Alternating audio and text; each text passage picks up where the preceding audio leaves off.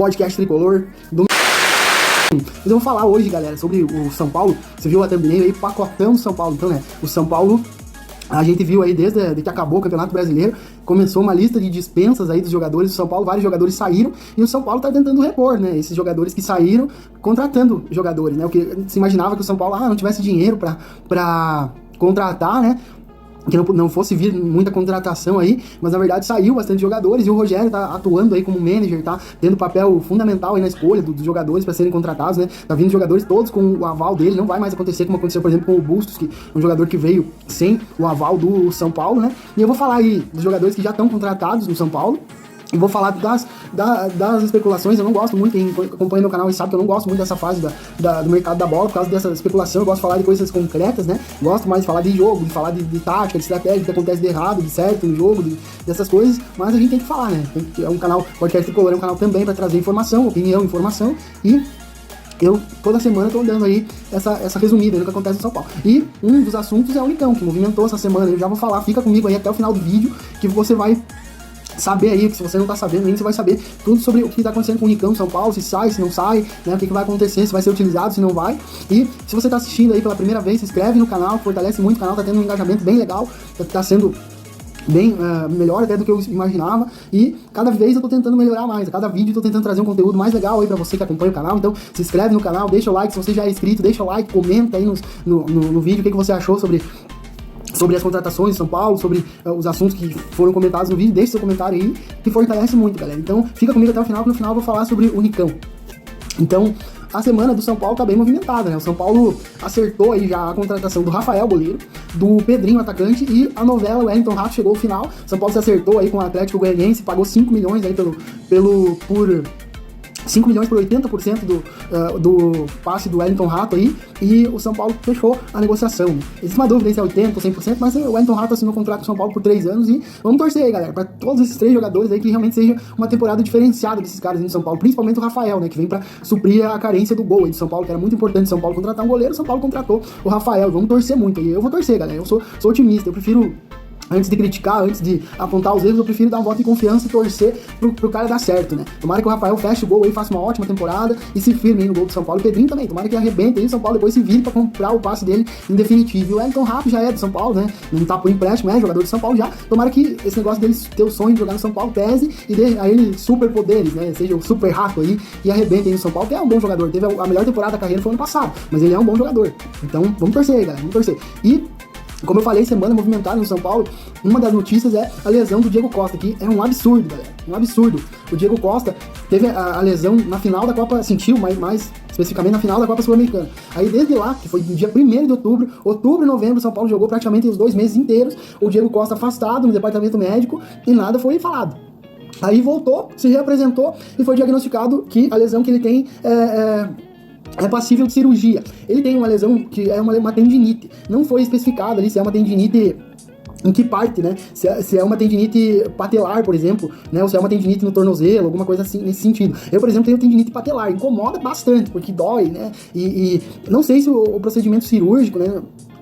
Provavelmente para chegar no ponto de procedimento cirúrgico é para resolver o problema, para não ter mais complicações com a lesão no futuro. Esperamos que essa cirurgia do Diego Costa seja bem sucedida, assim como foi a do Arboleda, né? Então, e essa ausência do Diego Costa aí gerou no São Paulo um problema, porque o São Paulo tem no elenco hoje, com a saída do Miranda, que não renovou o contrato, e com a saída do Luizão, que foi acertou a ida dele pro West Ham antecipada, que o contrato ia até janeiro, mas pro São Paulo não perder nada, o São Paulo cedeu ele agora por 15% de uma venda futura, ficou pro São Paulo, né, do passe do jogador. Então tomara que ele se destaque no West Ham e vá para outro clube maior lá. Aí que o Manchester da vida resolve pagar uns 100 milhões, e o São Paulo leva uma beiradinha aí dessa grana, aí o São Paulo leva e ainda não fica perdendo nada com o jogador, né?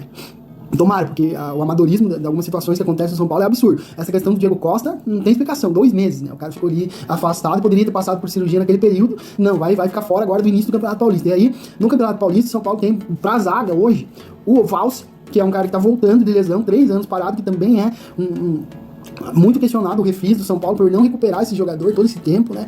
Mas ele vai ter essa oportunidade de voltar, né? O Léo, que é contestado pela torcida, pode sair também, né? Pode ser que surja uma proposta, aí já teve proposta da Europa, da França, estamos esperando aí, a diretoria tem uma expectativa, alguns torcedores aí que tiram o Léo pra Cristo, né? Pra criticar o jogador.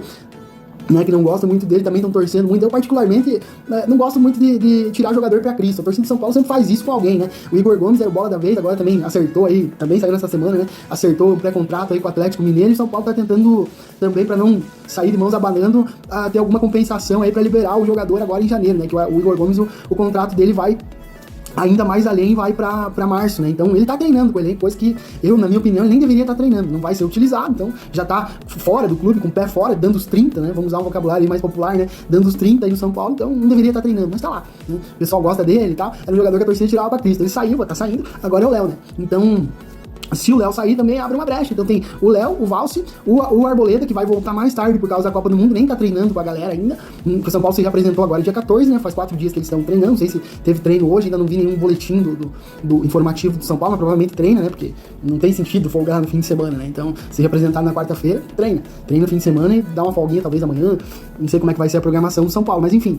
E é o Valse, o Léo, o Arboleda que volta mais tarde, o Ferrarese e o Beraldo. O Beraldo é um zagueiro da base, que vai ser mais aproveitado.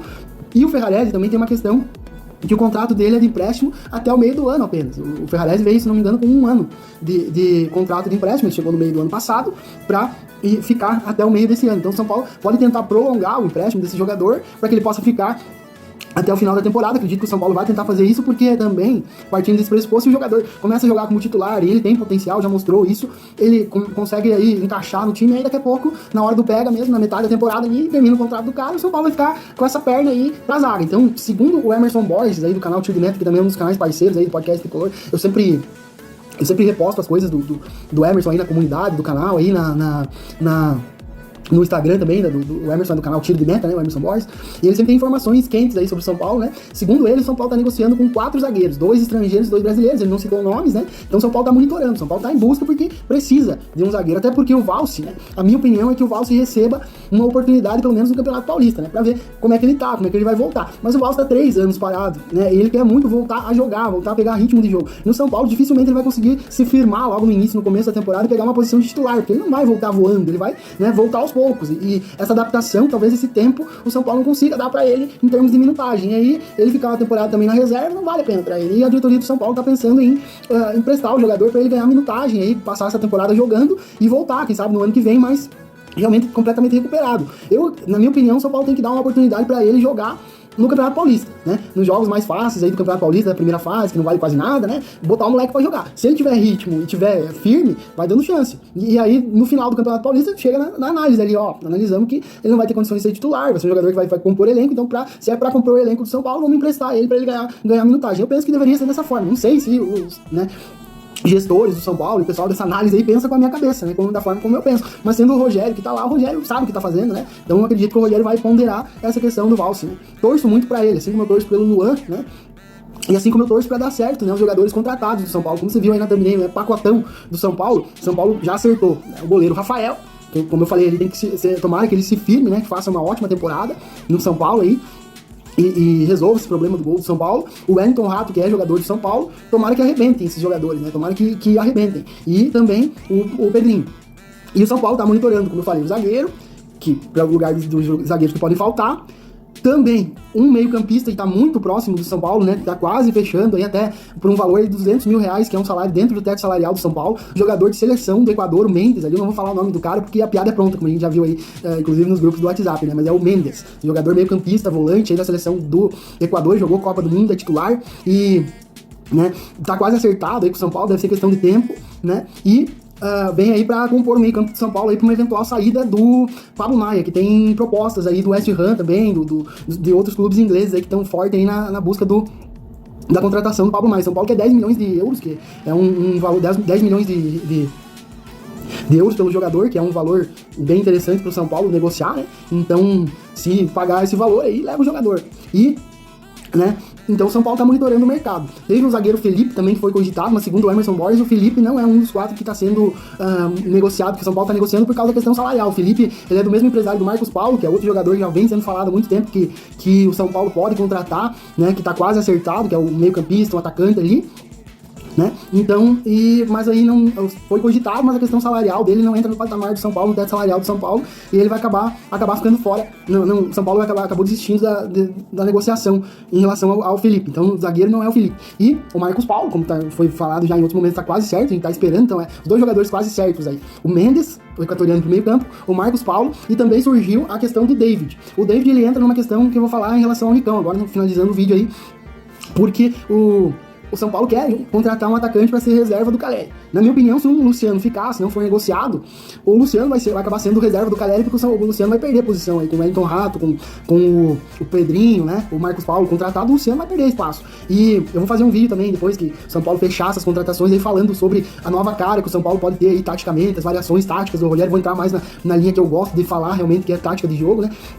Não vou fazer agora porque esses jogadores que são suposições, eles podem vir, podem não vir. E eu fazer um vídeo falando só do Pedrinho e só do que o Wellington Rato pode agregar, depois vem outros jogadores, né? Então eu vou esperar aí até fechar ou não essas contratações. Antes do início do Campeonato Paulista, aguardem, hein, galera, que vai sair um vídeo da nova cara do São Paulo aí pra 2023, né? E na minha opinião eu tô otimista, tô esperançoso aí que o São Paulo vai fazer um time bem melhor, mais competitivo do que tinha o ano passado. E aí o São Paulo precisa desse jogador pra ser um reserva do Caleri, né?